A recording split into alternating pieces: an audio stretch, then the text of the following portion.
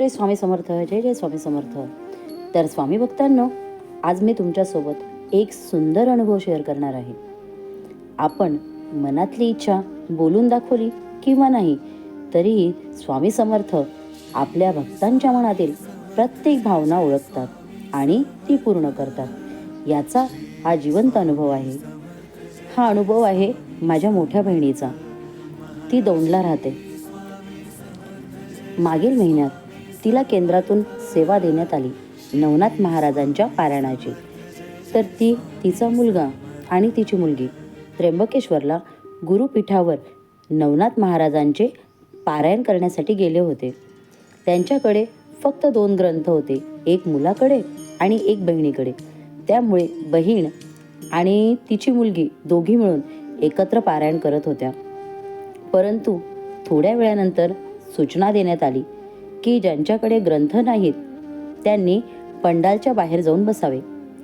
पण माझ्या बहिणीने तिच्या मुलीला बाहेर जाऊ दिले नाही, कारण तिच्या मुलीची मनापासून इच्छा होती पारायण करण्याची.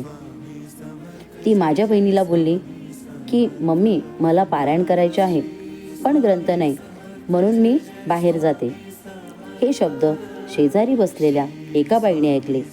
त्या लगेच म्हणाल्या, बेटा, तुला पारायण करायचं आहे ना? इथे एक ग्रंथ आहे आणि आसनही मोकळं आहे.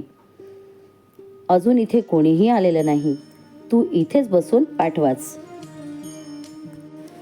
त्या बाईच्या सांगण्यावरून माझ्या बहिणीची मुलगी तिथे बसली आणि पारायण सुरू केले. विशेष म्हणजे पूर्ण पारायण होईपर्यंत तिथे कोणीच आले नाही.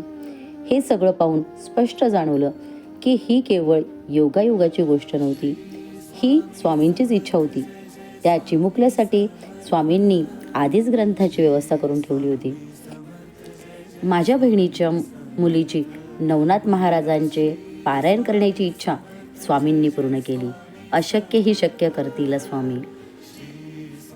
जर तुम्हालाही असं वाटत असेल की त्या चिमुकलीसाठी स्वामींनी आधीच ग्रंथाची व्यवस्था करून ठेवली होती, हा योगायोग नव्हे तर ही स्वामींची कृपा, तर कमेंटमध्ये श्रद्धेने स्वामी समर्थ लिहायला विसरू नका.